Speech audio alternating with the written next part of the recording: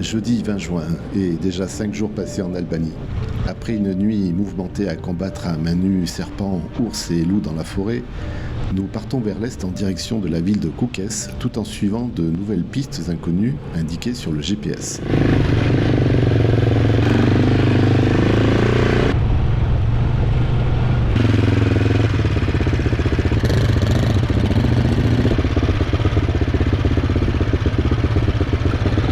Tiens, tourne pas à droite, hein. Non. Là, on retourne là où on a fait demi-tour, là. Nous tournons véritablement en rond, et à force de nous égarer, nous finissons par arriver dans un chemin pas très accueillant pour les poireaux.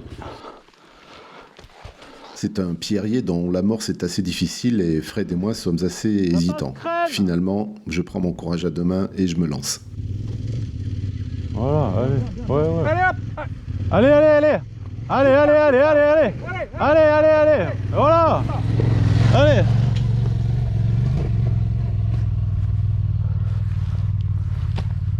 Ça passe large. Fred, qui ne portait pas son armure, a préféré renoncer et faire demi-tour. Il a eu du nez le Fred, parce que la suite fut une belle galère.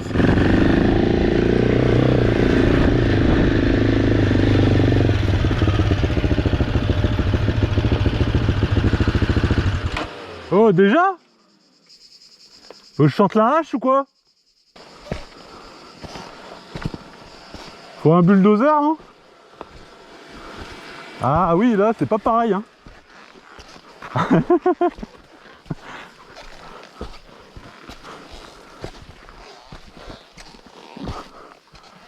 Effectivement, là, faut pas se louper dans la trage, là. Ce chemin est un single track où il est vraiment difficile de faire demi-tour et qui termine en cul-de-sac sur une méga ornière. Mais comment va-t-on se sortir de là? Ouais, là, ça sent le renoncement, hein, je crois. Petite impression à froid. Ouais, écoute, les gars. Pas mal ce petit chemin, là, de 11h30. on est mieux là qu'à la piscine. Ah bah, carrément. On va perdre du Saint-Doux, hein, je vous le dis. Hein.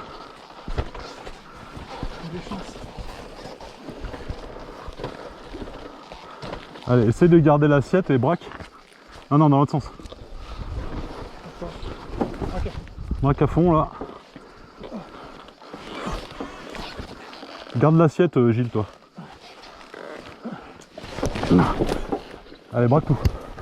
Vas-y. Allez, lance le moteur, là. Allez, braque. Vas-y. Hop. Doucement, c'est pas grave.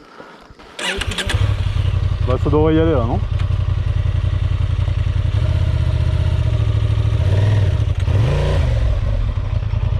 Allez. Moi j'ai envie d'essayer de faire demi-tour là. Ah bah écoute, hein. Je sais pas ce que t'en penses, mais... Vas-y, t'as de l'assistance. Ouais. Tu veux que je t'aide? Braque tout. Hein? Braque. À droite? Ah oui. Mets ton pied droit sur le clavier.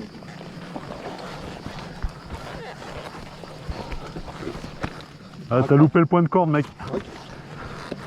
T'as loupé le point de corde. Braque à fond là. T'as braqué trop tard. Ou alors tu remontes un peu. C'est pas grave, on va aller dans les fougères là. Allez, On remonte un peu là de cette place. allez redresse là-bas, là, monte un peu là. C'est 1 mètre là.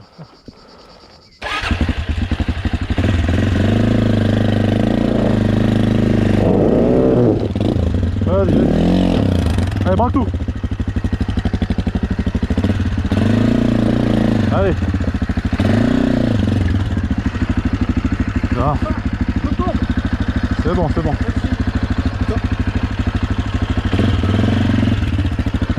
Nico, attends. Coupe le moteur. Mets des coups de guidon comme ça, elle va tourner. Des coups de guidon droite à gauche. Vas-y, allez. Vas-y, encore. À fond, ça va tourner. Vas-y, je suis dans un rocher. Attends. Encore. Allez, c'est parti mon kiki.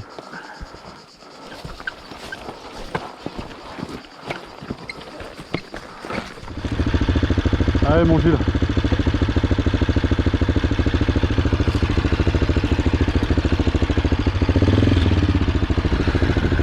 Viens en arrière là. Au prix de nombreux efforts sous cette chaleur accablante et un cardio qui a vite tutoyé le rouge, nous arrivons finalement à faire demi-tour et sortons épuisés de cette galère.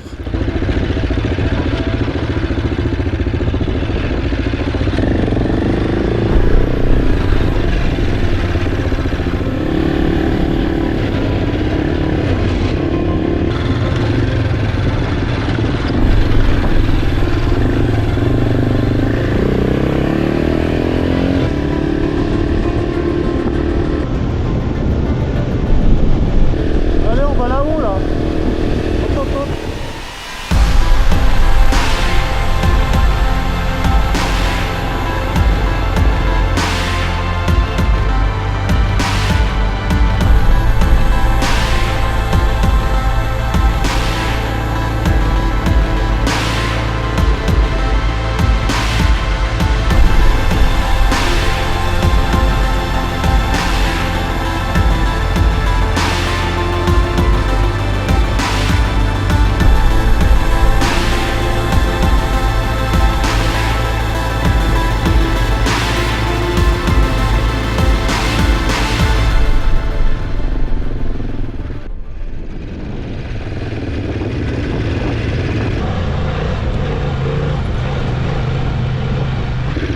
En milieu d'après-midi et après plusieurs heures passées sur les pistes, nous arrivons sur une petite colline qui surplombe la ville de Koukès.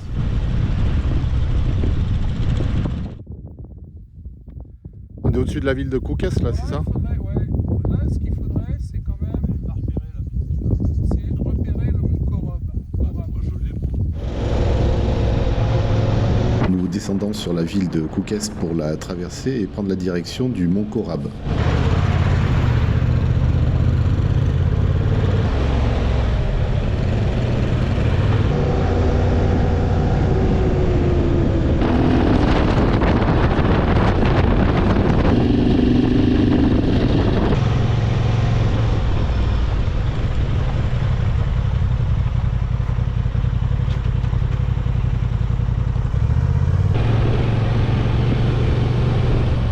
On ne change pas nos bonnes habitudes et une fois de plus nous nous trompons de chemin et finissons dans une ferme albanaise.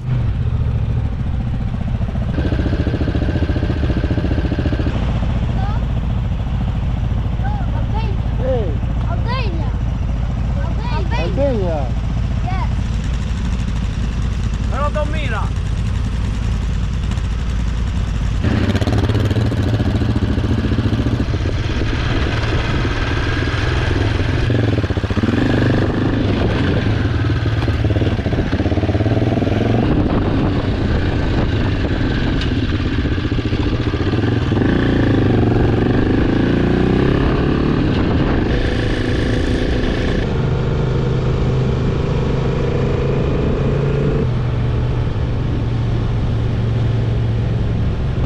Nous avions prévu de faire l'ascension du mont Korab aujourd'hui, mais il est plus de 17h et nous arrivons à peine au petit village de Radomire, au pied du mont Korab, et nous n'avons plus une goutte d'essence. On est trop tard. Il faut 3 heures, il dit, pour monter. Et on dort là et on monte demain. Ah oui, ça va fraîche demain matin. Comme ça on peut se doucher. C'est un hôtel ? Ouais, c'est un hôtel. Ouais. On est arrivé au pied du mont Korab, qui est a priori le plus haut mont d'Albanie. On voulait faire l'ascension ce soir, mais il est 17h30 et a priori il y a au moins 3 heures si on ne se perd pas, ce qui est un peu notre marque de fabrique de se perdre depuis ce matin. On s'est trouvé un petit hôtel sympa avec des belles chambres et une belle vue.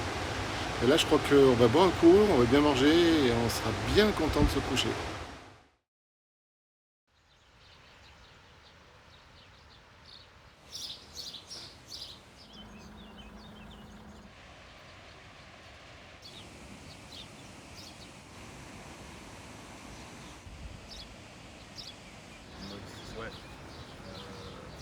Hey, cowboy! Le village de Radomire se réveille à peine que nous enfourchons déjà nos meules pour l'ascension du mont Korab.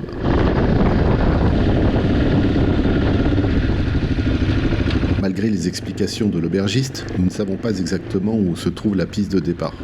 Je sens qu'on va encore bien tourner en rond aujourd'hui. Là-haut, hein. Bah, j'essaye.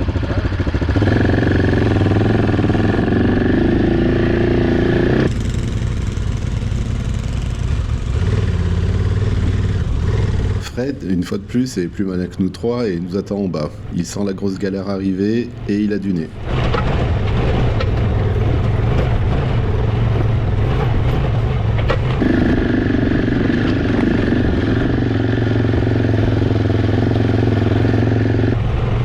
Il est 9h du matin, j'en prends plein les bras dans un pierrier et je me dis à ce moment-là, mais qu'est-ce que tu fous là ?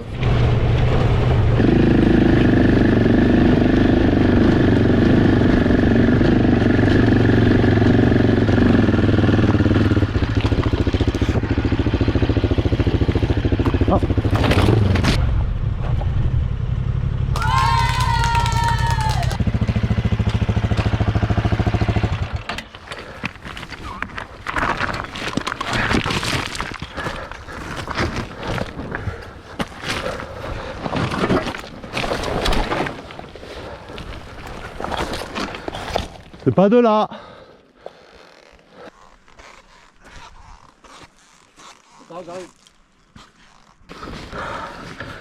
Putain.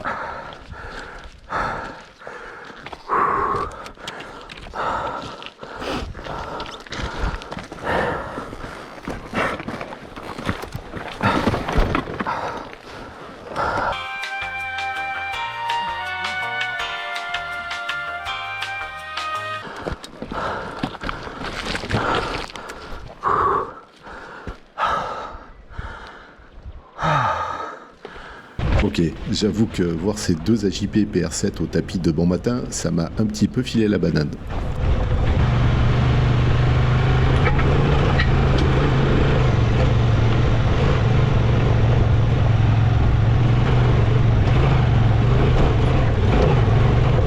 On essaye plusieurs pistes, mais pas moyen de trouver le point d'entrée de ce fichu Mont Corab.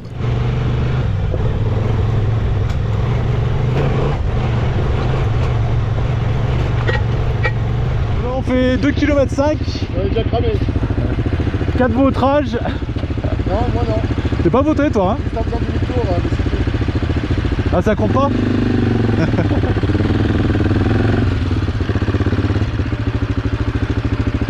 Alors, le gué ou le pont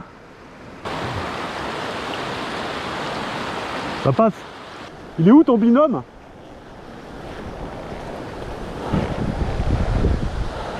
Je sais pas, il a peut-être trop tombé, je sais pas. Ah, d'accord. Je vais aller voir.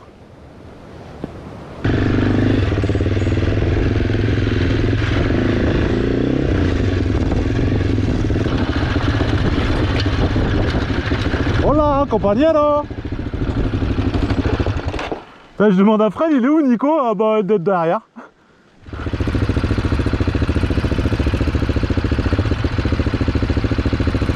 Sur ce passage de gué rempli de rochers glissants, tu as deux écoles. L'école de Fred, tranquille, calme, prudent.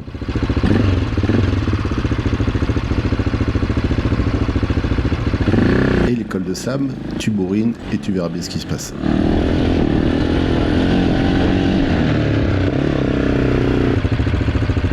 Bon, ils sont où les champs de pavots là? Parce que c'est encore une légende ça.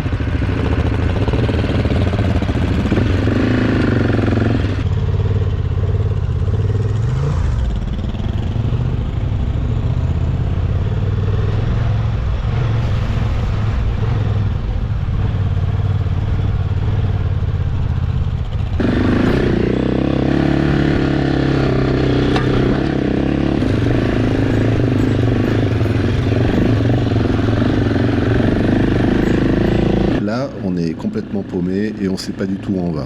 Mais le paysage est beau, alors on continue. Et cette piste pleine d'ornières est une belle occasion pour Nico de nous faire un magnifique 180 degrés façon Paul Tarès. Oh putain.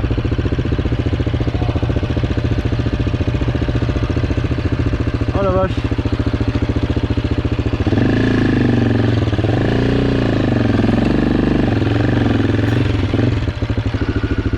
putain. C'est d'enfer. Hein.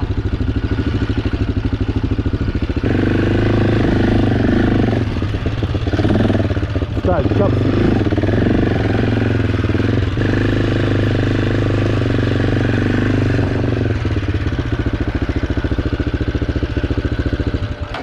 On a commencé l'ascension du Mont Korab. C'est censé durer 3 heures. On a fait 20 minutes. Les mecs ont déjà pris 2-3 pelles chacun. Nico est tombé sur une pierre, il s'est fait mal au dos. Et on en est qu'au début, donc ça commence bien. On a fait 500 mètres. On a fait 500 mètres. Nicolas, qu'est-ce qui t'est arrivé du coup? Putain, je me suis mangé un rocher. Fred, ça va? Chaudement. Qu'est-ce qu'il a ton casque? Il est plein d'essence. Ah super. Ouais, ça va sniffer un peu, mais... Donc on a un junkie, un handicapé, Ouais. un bouseux parce que Sam il a poussé ma moto pendant que j'étais enquillé dans une bouse de vache. Finalement il n'y a que moi qui suis au top. C'est ça.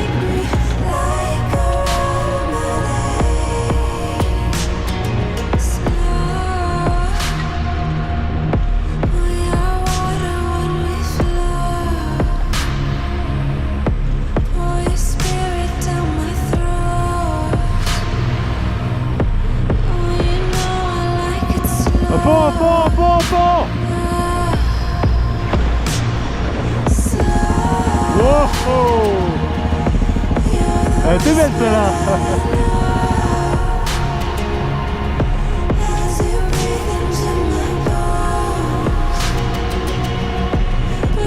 Malheureusement, et à notre grand regret, nous n'aurons jamais réussi à trouver la bonne piste qui mène au sommet du Mont Korab. Et Nico s'étant un petit peu blessé au dos, nous décidons de faire demi-tour.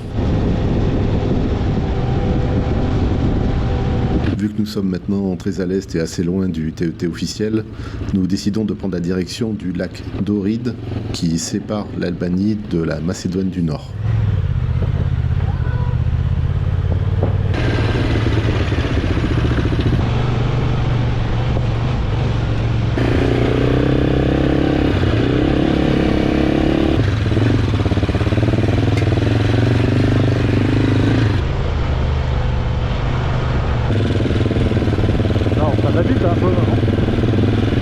Dada, ne roule pas dessus. Hein.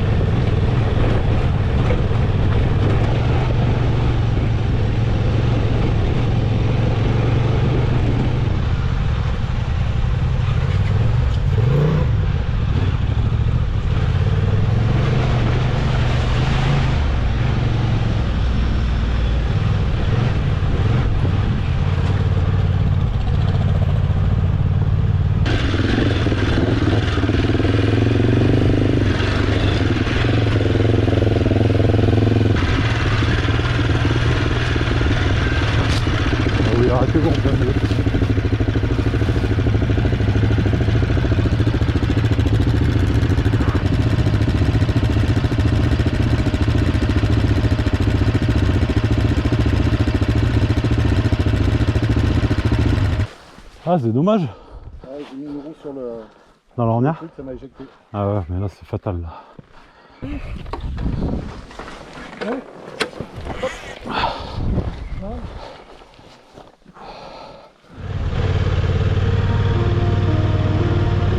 Piste après piste, les paysages que nous traversons sont tous plus beaux les uns que les autres. Et malgré la fatigue accumulée, nous sommes vraiment heureux d'être ici.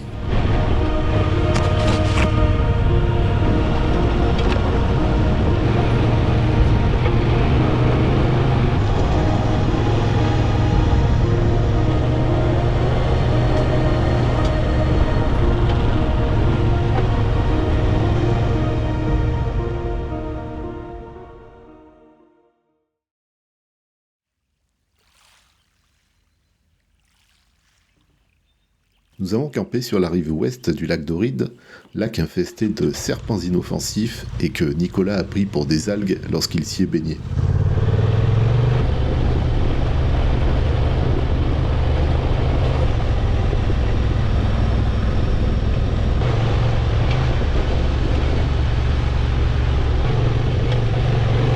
Nous prenons la direction des sources chaudes de Gramsch, mais il nous faut préalablement passer par la grande ville d'Elbasan, où nous ferons le plein d'essence et retrait d'espèces.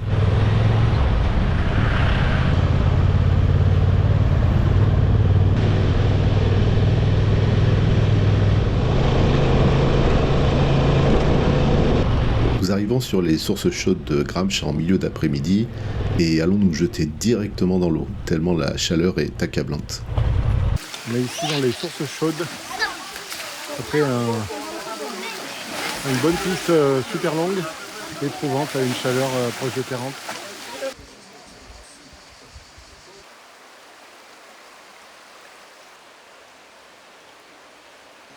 Et puis la sao. Parce que c'est plus facile à Bon, la vôtre les mecs, hein. On a bien mérité celle-là. Hein. c'est clair.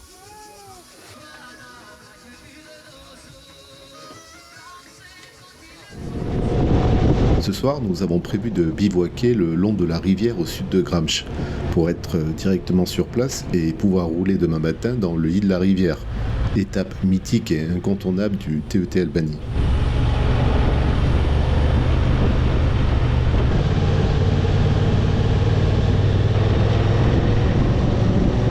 Tu noteras au passage que nous sommes des motards responsables. Nous avons tout l'équipement réglementaire pour faire du hors-piste.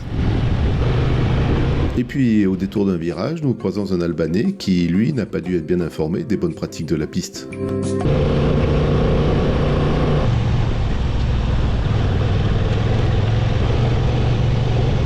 Finalement, un peu claqués par cette grosse journée, nous renonçons à camper et trouvons un petit hôtel dans un endroit improbable. Bon, alors, content d'avoir trouvé ce petit hôtel au bout de nulle part. 4 étoiles. 4 étoiles. T'es parti pour bivouaquer et puis... Je demandais à Fred si on n'était pas arrivé quand même au fin fond de la campagne albanaise quand même. Ah ben là, il y a des chances, ouais. Ça s'en bat l'air fort. Mais tu vois, je suis presque sûr que on va bien manger ce soir. Manger. Lyophilisé. Lyophilisé. La pasta, la pasta.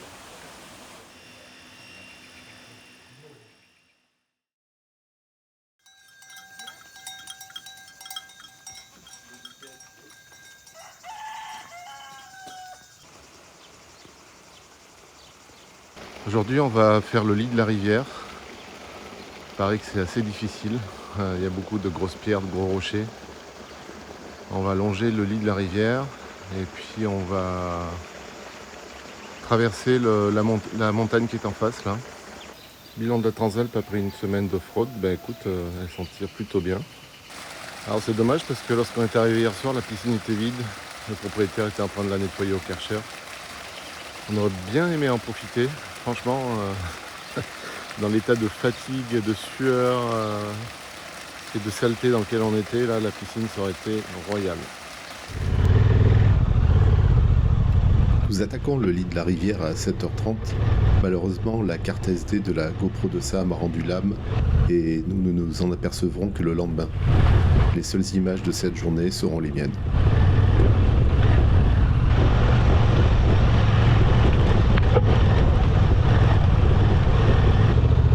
Rouler dans le lit de la rivière est vraiment fun.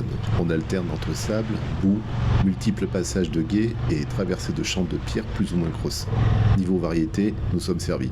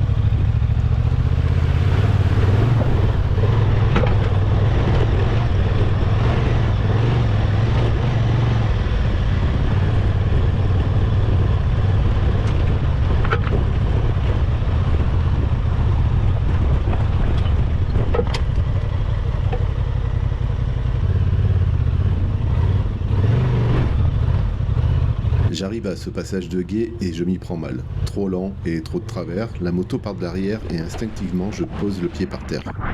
Oh, Sam. Énorme erreur qui me vaudra d'avoir la jambe prise sous la sacoche arrière, vrillée à 180 degrés et avec la moto posée dessus. La douleur est terrible et je ne parviens pas à me dégager seul. Heureusement pour moi, Sam est derrière et il va me sortir de là. Mais il se passe une bonne minute avant qu'il soulève la moto et ces secondes me paraissent des heures.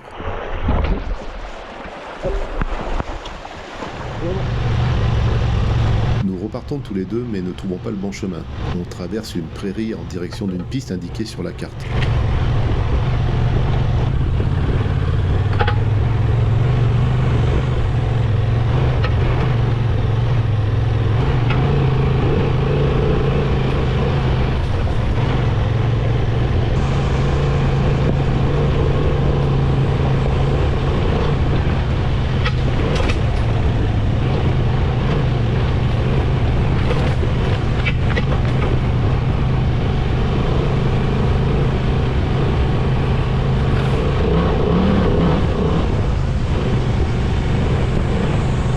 Mais une fois de plus, nous arrivons dans une impasse et nous devons faire demi-tour dans un endroit impossible.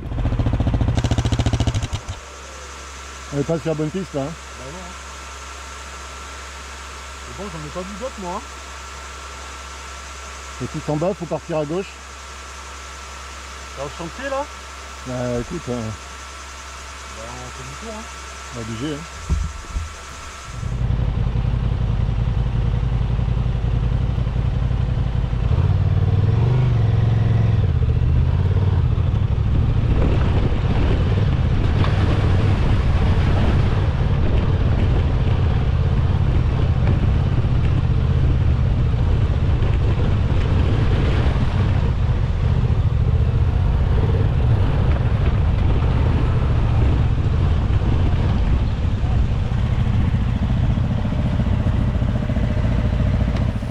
Alors Gilles, c'est vacances en Albanie. Bah écoute, je me demande si je suis pas mieux chez moi au bord de ma piscine. T'as une piscine naturelle, ici c'est 10 fois mieux. Alors qu'est-ce que t'en penses? Moi je trouve ça top franchement. C'est top, ouais.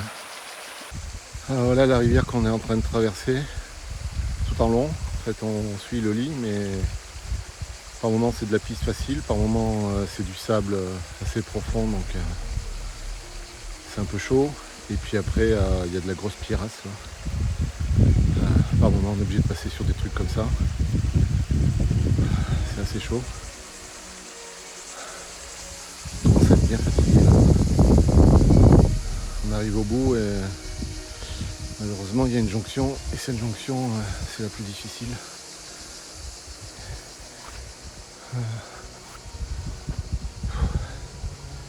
Ouais, chaud patate.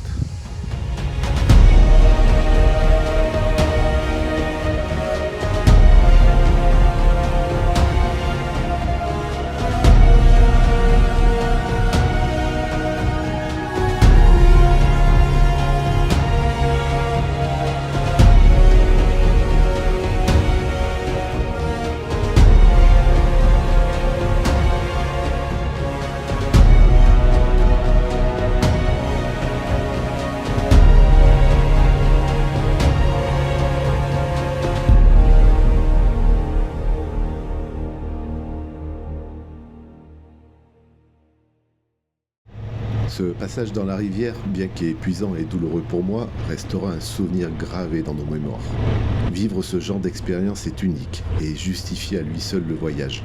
Si tu hésites encore à te lancer dans ce genre d'aventure, je ne peux que te conseiller de foncer, tu ne le regretteras pas.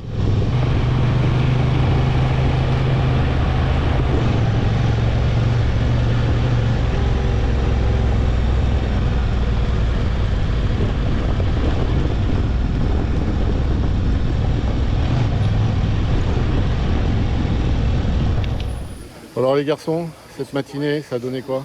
Impeccable. Putain, Truc de poireau, très belle piste. Ville de la rivière. Un truc de poireau? Ouais, truc de poireau. Un peu. Piste à 200 GS, mais C'est moins difficile que c'était annoncé en tout cas, ouais. Carrément. La ville de la rivière. Ou alors c'est nous qui progressons, je sais pas. Bon, j'ai failli me péter 2 fois la jambe, mais sinon, ça va. Oui, il y a eu un peu de mouvement quand même. Il y a un peu de mouvement. Bah, si Sam t'étais pas là, je serais encore à hurler dans l'eau là. Ça m'a fait le Là, Saint-Bernard. tu serais noyé depuis. Ah, je pense que je serais noyé depuis. 127 heures. Ça, Sam, priez pour nous. J'avais même pas le canif sur moi pour me couper la jambe. Ah merde.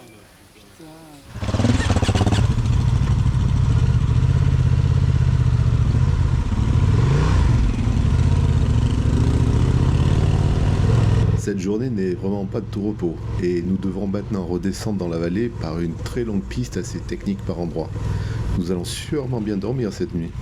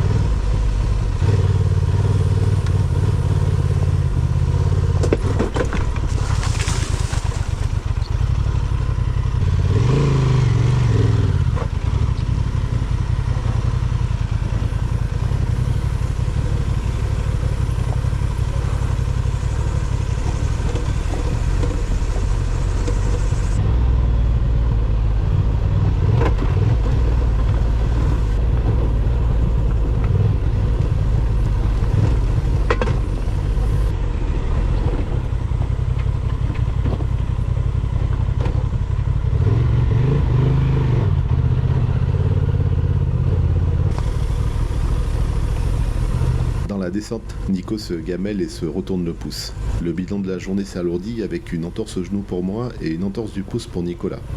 Et il nous reste encore 4 jours à faire. Il se voit dedans, regarde. Il se voit dedans. T'as réussi à l'allumer. Putain, Chaque geek. il est allumé.